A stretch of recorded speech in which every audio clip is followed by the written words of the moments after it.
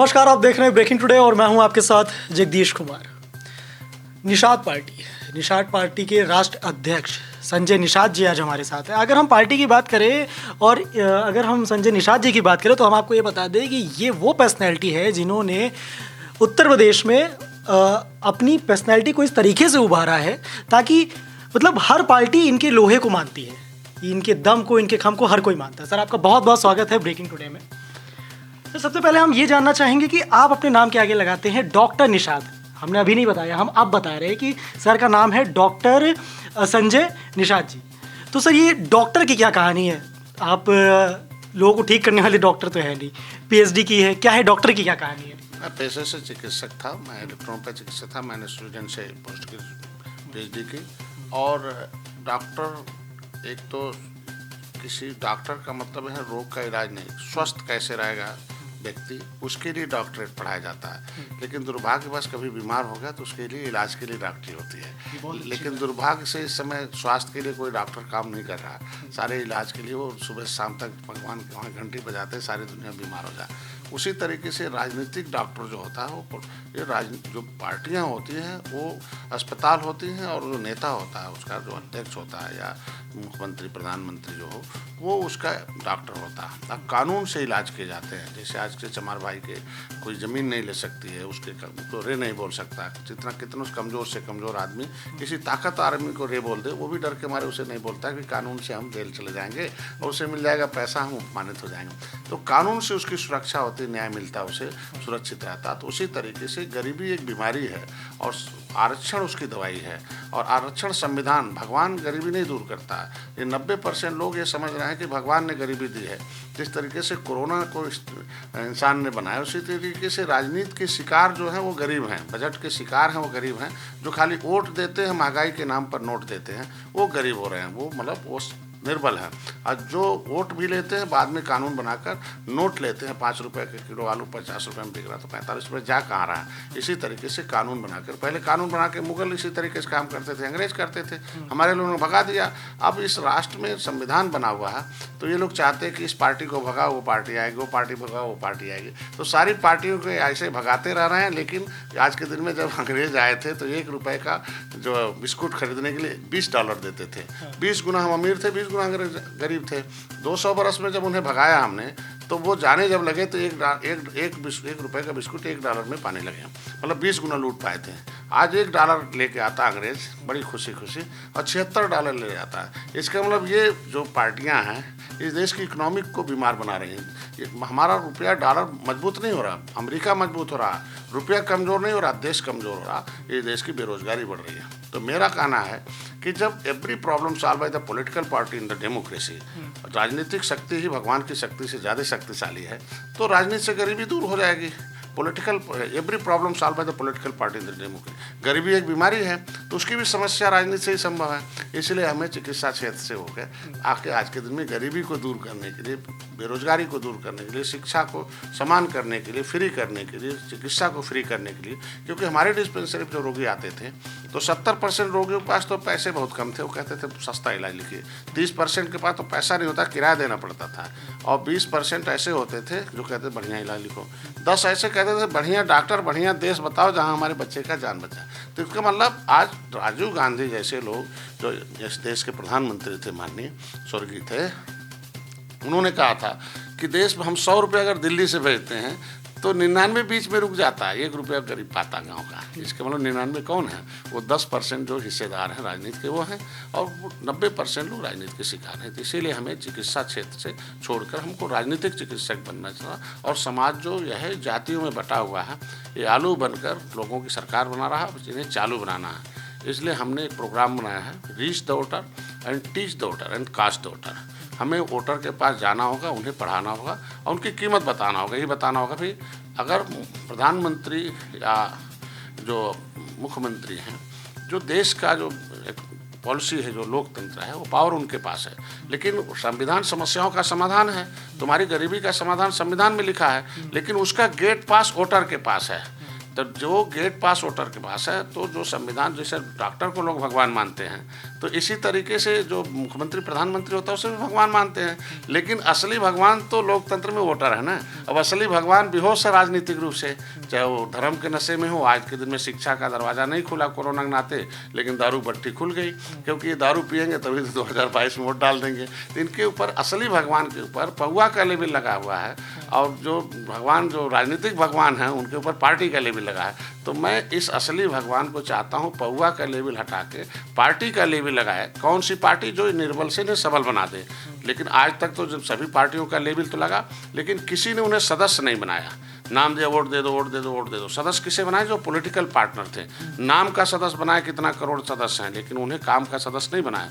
सदस्य जो political partner जो लोग हैं, चाहे हाथी के पॉलिटिकल पार्टनर हो, चाहे साइकिल के पॉलिटिकल पार्टनर हो। हाथी आती है तो सतीश मिश्रा जैसे लोग उनके पॉलिटिकल पार्टनर हैं। उनके लोग अमीर हो जाते हैं, बेचारे दलित आज के दिन में गाँव में रो रहे हैं, उनके लिए कोई कानून ही नहीं बना।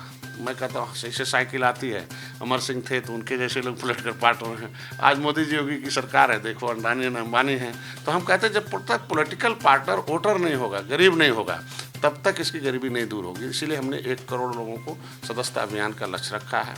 और हस्ताक्षर अभियान, जो कि आरक्षण एक ऐसी व्यवस्था है कि जैसे एक चना हो, उसमें कोई घोड़ा हो, 4 घोड़े हों, एक मजबूत हो, 3 कमज़ोर हो, तो मजबूत वाला सब खा जाएगा। तो संविधान ये कहता है कि मजबूत वाले को तभी मजबूत होगा क्या कमज़ोर वाला, जब ये पूरा खाएगा और वो थोड़ा अपना हिस्सा इसे दे देगा। कमज़ोर वाले को कमज़ोर नहीं करना है, बल्कि मजबूत वाले को उसके बराबर, कमज़ोर वाले को मजबूत वाले के बराबर करना। मतलब तो आप ये कहना चाह रहे हैं कि आप वो डॉक्टर हैं जो राजनीति की जो कमियां हैं उनके लिए मेडिसिन बना रहे हैं और उनको दूर करेंगे। और आपने यहाँ पर कहा कि पॉलिटिकल पार्टीज़ के जो पार्टनर हैं, चाहे वो साइकिल के हों, चाहे वो हाथी के हों, पर आपका जो इतिहास रहा है उसमें आपका कुछ समय सपा के साथ भी रहा है, मतलब साइकिल के साथ भी पार्टनरशिप, जो गठबंधन, जो चीज़ें रही हैं, तो उन सारी चीज़ों के बारे में क्या कहना चाहेंगे? निश्चित रूप से देखो, जब हमें पढ़ना होगा, हमने वोट दिया है, सपा को भी दिया, बसपा को भी दिया, कांग्रेस को भी दिया, भाजपा को दिया। हम जिसे वोट दिए हैं उससे शक्ति तो लेंगे ना। वोट के बहाने उन्होंने नोट लिया, शक्ति तो लेंगे ना। साथ लेने में क्या जाता है?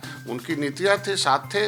हमने गोरखपुर, फूलपुर, कैराना, हमें साबित करना था मेरा समाज मेरे साथ है कि नहीं, मेरा वोट बैंक है कि नहीं है। पहले लोग कहते 2000 5000 वोट आपका है, लेकिन जब 2017 में चुनाव लड़ गया, 72 सीटों 6.5 लाख वोट पाया, 50,000 60,000 40,000 वोट पाया और एक विधायक बिताया, तो सब लोग हार गए 1000 2000 से। कहने दोस्ती करो। तो फूलपुर, कैराना, नूरपुर, हमने गोरखपुर, फूलपुर, कैराना, नूरपुर, हमने एक इतिहास रचा था। लेकिन जब मैं खराब था या इंजीनियर प्रवीण खराब थे, हैं, तो दोनों खराब। हम कहते खराब थे तो जीतते कैसे? अगर जीत गए तो उनके टिकट होने चाहिए ना। वो तो आपने प्रूफ किया, पर आपने कहा कि आपको प्रूफ करना था, और सब जानते हैं कि आपने प्रूफ भी किया। पर दूसरी चीज़ ये है कि अभी आपने कहा कि हमको प्रूफ करना था, और फिर वोट दो नोट दो वाली राजनीति, ये चीज़ भी आपके अभी जहन से आई है, तो वो चीज़ क्या थी? देखो, राजनीति में क्या होता है कि पहले निषाद राज जो थे, वो हमारे निषाद राज गुरुराज महाराज के हाथ में कलम थी। जस्टिस ऑफ इंडिया नाम की किताब लिखी है अमर सेन ने। उसमें लिखा हुआ कि आज से 2000 वर्ष पहले निषाद राज के हाथ में सत्ता थी तो प्रजा सुखी थी। वो क्या करते थे? इकोनॉमिक पॉलिसी बनाते थे कि जनता से रुपया नहीं लेते थे, केवल प्यार स्नेह देते थे, और जो ज़मीन से रुपया निकलता था, नेचुरल रिसोर्सेज, वो, और जो व्यापार होता था दुनिया में, इकोनॉमिक, हमारा जीडीपी ग्रोथ 33.5 था ना। हम 30 गुना अमीर थे जब मुगल आए थे। मुगल 10% लूट पाए और अंग्रेज 20 गुना लूट, वो 10 गुना वो लूटे, 20 गुना ही लूटे। अब 76 गुना तो हम अपने आप लुटा गए बटन दबा के। तो जब क्या हुआ कि जब निषाद राज प्रजा इसीलिए सुखी थी कि वो जनता को देते थे। अभी क्या हो गया? अंग्रेज भी आए, यहाँ से जनता से टैक्स लगाया, ट्रैवल टैक्स लगाया, तभी तो हमारे लोग गुस्से में आ गए। एक तो नदियों में हमारा माल भर के लेके जा रहे थे लूट के, सोना चांदी। दूसरा, कानून बनाया, लगान के रूप में गरीबों से पैसा वसूलते थे, इसीलिए तो अंग्रेजों को भगाया। तो जब इनको पता चल गया नहीं, कांग्रेस का बटन दबाने से देश का रुपया अमेरिका जा रहा है, कांग्रेस का बटन छूना बंद कर दो। पता चला कि साइकिल और हाथी भी उसी के साथ ही है और ये भी उसी के साथ है, और हमारा टोटाल उनका भी छूना बंद कर दिया। और इस देश के लोगों को संविधान में जो हिस्सा मिला, भाई सामाजिक न्याय समिति कहती है कि हाथी ने अपनी संख्या से 100 गुना आ गई, साइकिल ने अपनी सब। आज के दिन में थाने में जाइए, 15 दरोगा होंगे तो 5 हाथी के होंगे, 5 साइकिल के होंगे और 5 वर्तमान सरकार के होंगे। बाकी जातियाँ कहाँ गई उनका ना तो बाकी जाति की निषाद पार्टी के नहीं, बाकी मैं कहता हूँ सभी जातियों की जितनी संख्या होती है उसके हिसाब से उसका दरोगा पुलिस नहीं होगा, उसका अगर सभी विभागों में एक अधिकारी कर्मचारी नहीं होगा। हम कहते हैं 18% आबादी हमारी ऑन रिकॉर्ड आज के दिन में है। 1931 से जनगणना हमारी है, तो आज के दिन में अगर 20 करोड़ आबादी उत्तर प्रदेश की है तो हमको तो 2 करोड़ 77 लाख हमारी वोटर हो गए। एक विधानसभा में 72,000 हो गए, तो हम तो 160 सीटें तो हमारी प्रभावित है ना। अगर ऐसा नहीं होता तो 2019 में हम जब भाजपा के साथ आए तो उन्होंने एक सीट देने के लिए कहा था, उन्होंने घोषणा नहीं की। और उन्होंने जहाँ जहाँ जीते थे बेचारे, हमने जिताया था चारों सीट पर, वहाँ उनको नहीं टिकट दिया। हम खराब थे तो फुल परवार खराब था, उसे टिकट तो रहता ही था। भाजपा के साथ थे तो आपके काफ़ी सारे नाम आ रहे थे आपके साथ के, जैसे कि काशीराम हैं और जमुना प्रसाद है, लेट जमुना प्रसाद हैं, तो उनके साथ भी आपने काफ़ी अच्छी रिश्तेदारी की है। वो सारी चीज़ें भी तो रही हैं। तो भाई मैं तो इसीलिए कह रहा कि भाई देखिए, हम कहते हैं आज के दिन में हमारे ढेर सारे जमुना निषाद, महेंद्र सिंह राजपूत, धीरराम वर्मा, रघुवर दयाल, मनोहर लाल, जयपाल कश्यप, फूलन देवी एक कमजोर नहीं शेर नेता थे। इन्होंने अपने हिस्से की लड़ाई लड़ दिया, सब मारे गए। ये सारी हत्यारी पार्टियां हमारे समाज के लिए, क्योंकि सीबीआई जांच नहीं कराई। सीबीआई जांच कराते तो उसमें सामने आता। तो लेकिन एक मैंने देखा कि कांसी राम आए, उन्होंने दीवानों पर लिखवाए, गाली तक लिखवाए, लेकिन वो नहीं मारे गए क्योंकि उन्होंने एक पार्टी बनाई। जब वोट जो है नोट छापने की मशीन है, तो नोट छापने की मशीन है तो वोट बैंक तो बहुत बड़ी चीज़ हो गई। तो पॉकेट में रहेगा, पॉकेट मारा रहेगा, जो बोरे में रहेगा तो मेरा 1.5 बोरा वोट है। एक झोरा वाले शासन कर रहे हैं, एक पौवा भर वाले शासन है, झुआ भर वाले उनके पाँव में है। तो इनको लगा कि अगर हमारे भी पॉकेट में रहेगा हम भी मारे जाएंगे, तो पार्टी बनाया जाए इनके लिए। और उनको ये पता चला, कांसी राम ने कहा कि भैया देखो, मांगने वाला मांगते मांगते थक जाता है, लेकिन जब पार्टी बनाता है तो देने वाला हो जाता है। उन्होंने कहा दलित भाई को कि सर पर जब तक पंजा टोपी रहेगा 2 पंजा इधर उधर खाओगे, लेकिन जब अपनी टोपी लगाओगे, पंजा टोपी रहेगा, तो तुम्हारी बिरादरी के लोग पंजा वाले के यहाँ टिकट मांगने जाएंगे और जगजीवन राम जैसे तुम्हारी सुरक्षा नहीं कर पाएंगे, कानून नहीं लागू करा पाएंगे। लेकिन जैसे अपनी पार्टी का टोपी लगाओगे तो लोग तुम्हारे टिकट लेने आएंगे और तुम्हारी बेटी की सुरक्षा भी करेंगे, तुम्हारी न्याय भी देंगे। वही मैं कहता हूँ इनसे कि जब तक निषाद समाज दूसरे की टोपी लगाएगा तो इनके नेता को उनके यहाँ टिकट लेने जाना पड़ेगा। और जब ये टोपी लगा लेगा तो निषाद समाज के यहाँ सारी बिरादरी टिकट लेने आएगी और सारे मिलकर इनकी सुरक्षा करेंगे, इनके साथ साथ और भी बिरादरियों की सुरक्षा करेंगे। इसीलिए हमने बेहतर ढंग से सपा के साथ भी बड़े बेहतर ढंग से हमने रखा।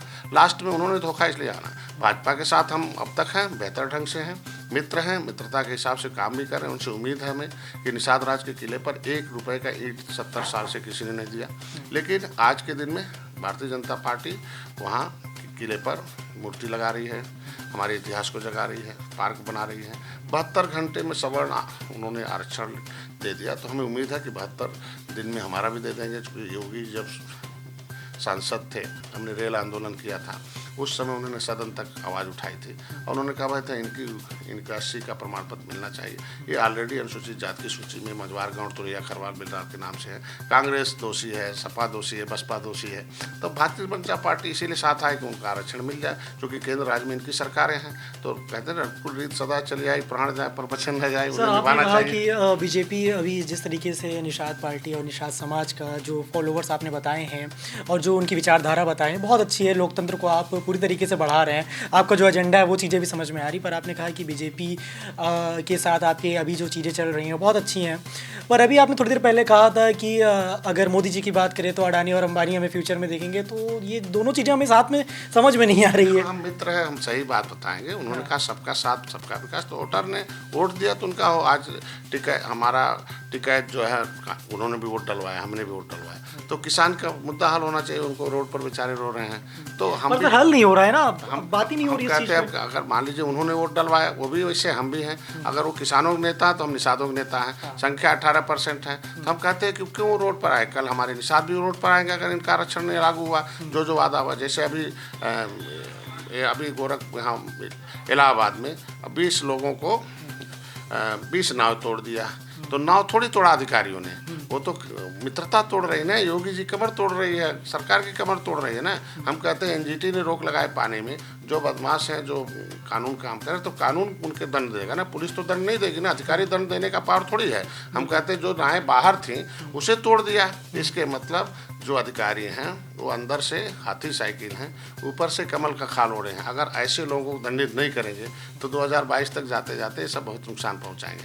दूसरा, निषादों के ऊपर अन्याय जो हो रहा रुकना चाहिए, इनका ताल घाट, इनकी अगर रोजी रोटी छीन गई है तो पहले। दूसरा, कुछ अधिकारी ऐसे हैं कि पहले बेचारे, देखो क्या अन्याय है कि एक ग्राम सभा में ज़मीन है, पट्टे की है, चमार भाई को मिल गया तो उसे पैसा मिला, घर भी बना लेगा, बेच भी लेगा। और वही गड्ढे में ज़मीन आ गई और पानी भर गया तो हमारे समाज को मिलेगा तो रुपया भी देगा।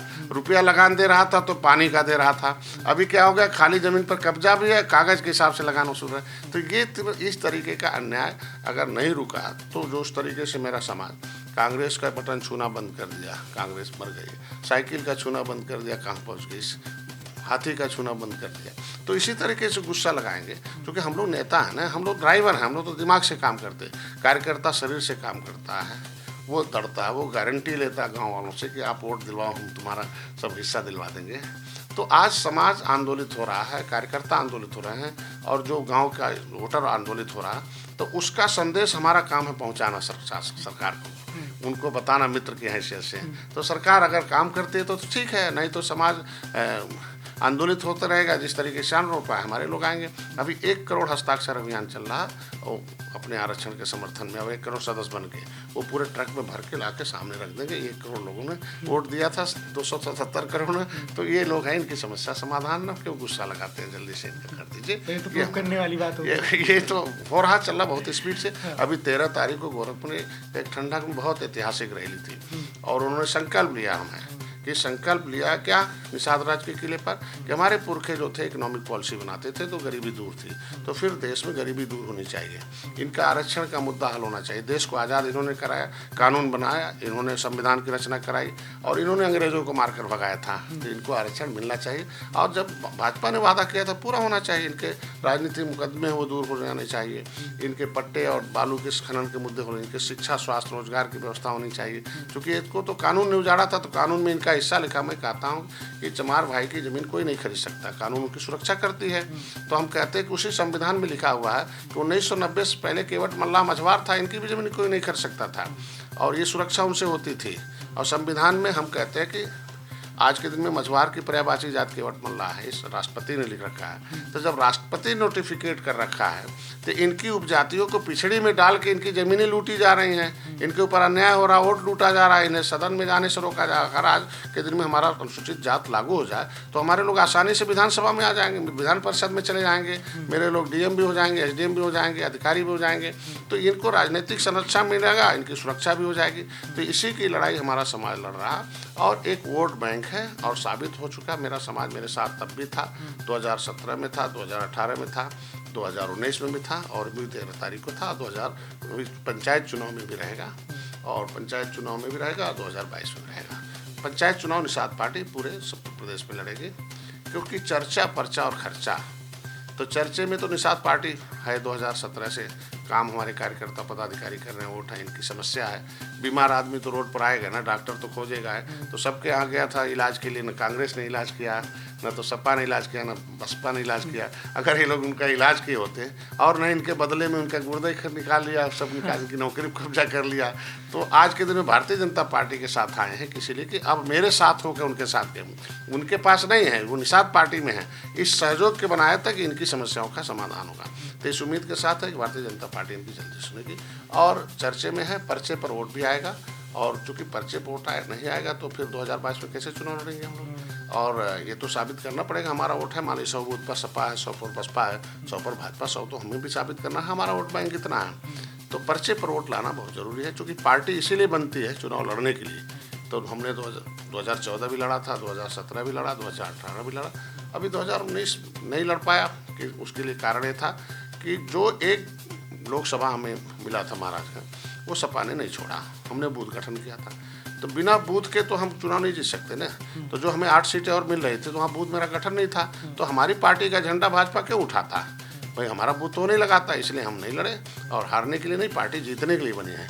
ड्राइवर तय करेगा कि कब एक नंबर होगा, कब ब्रेक लगेगा, कब बैक होगा, कब टॉप गियर लगेगा। तो हमने सुरक्षित गाड़ी यहाँ तक किया। आपके लोहे को तो बीजेपी मानती है, क्योंकि आपने उस सीट पे जिलाई है जो बीजेपी सोचती थी कि भैया ये तो नामुमकिन है।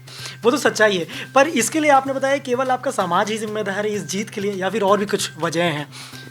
नहीं, हमारे समाज का वोट बैंक है जीत के लिए वहाँ, और वहाँ और भी जातियाँ हैं, मुसलमान हैं और भी हैं, वो बहुत दिन से उपेक्षित हैं। हम कहते हैं कि लोकतंत्र में है, और कोई न कहे कि हमारे पास कोई वोटर है, हम भी नहीं कहा कि हमारे पास वोटर है। वो कभी भी परिवर्तन हो सकता है, क्योंकि वोटर ये देश का भगवान है, वो तय करता है कि हमें क्या करना चाहिए। हमेशा तय करता रहा है, वो सपा को तय किया, बसपा को तय किया, भाजपा को तय किया। तो हमेशा हर आदमी को, हर नेता को सोचना चाहिए। लेकिन वहाँ ही नहीं, हमने फूलपुर भी, वहाँ भी मुख्यमंत्री थे, हमने कैराना नूरपुर भी जीता। तो समाज तो एक वजह है कि एक वोट बैंक 4.5 लाख है, तो इतना कम नहीं होता, बहुत अधिक होता है। और इससे पहले वो बटा था। पहले क्या था कि पहले इनको पता नहीं था, कोई इधर उधर होते थे। तो मैंने इन्हें समझाने का प्रयास किया कि भाई चमार भाई जो बीमार होता है तो इकट्ठा रहता है, चोट भी इकट्ठा हो जाता है, मरने पर इकट्ठा रहता है, और वोट भी एक जगह डालता है, वो 5 जगह नहीं डालता, चाहे हारे चाहे जीते उसकी पार्टी। यादव भी वही काम करते हैं, और लोग, आप लोग क्या करते हो कि बीमार में भी एक नहीं, केवट मल्ला बिंद कश्यप कहाँ धीमार एक हो। तो मैंने उनको किताब लिखा, निषाद राज के किले पे ले गया, संकल्प दिलाया कि नहीं देखो जातियाँ तो अंग्रेजों ने बांटी है। तो मैंने 12 किताबें लिखी, निषाद बंद, निषादों का इतिहास, भारत का असली मालिक कौन, जो है आरक्षण के हकदार सबसे पहले लोग, जो है निषाद राज, गुहराज महाराज, बीर क्लब, ढेर सारी मैंने 12 किताबें लिखी। सभी महापुरुषों का फोटो निकाला, उनके किले पर मेला लगाया। तो इन्हें, इनका खून, कहते हैं कि इतिहास से प्रेरणा मिलती, प्रेरणा से जागृति होती, जागृति से सोच, सोच से शक्ति होता, संगठन बनता, फिर उसमें सत्ता में परिवर्तन होता है। तो ये इनको प्रेरित करके एक किया, भैया आप केवट मल्ला बिंद मत बटो कश्यप कहाँ, तुम सामाजिक रूप से भी एक हो जाओ और एक जगह बटन दबाओ। जो साबित करना इन्होंने शुरू कर दिया 2017 से। 2022 में भी अकेले एक जगह बटन दबाएगा मेरे साथ, और निषाद पार्टी के लिए बटन दबाएगा, चूँकि उसी बटन में चूँकि वो बटन नहीं है, वो नौकरी देने के लिए। हाथी बटन दबाओ, उनके यहाँ दरोगा डीएम उनके बन जाते हैं, साइकिल बटन दबाओ, उनके यहाँ बन जाते हैं। तो इनको समझाने का प्रयास किया कि भैया बटन दबाने से जब उनका सब शक्ति मिल जाता है, उनके यहाँ उजाला हो जाता है। वो राजनीति में, चाहे शिक्षा, स्वास्थ्य, रोजगार, जिस समाज का राजा होता है वो समाज ताज़ा होता है, जिसका दल उसका बल, उसके समस्याओं का हल।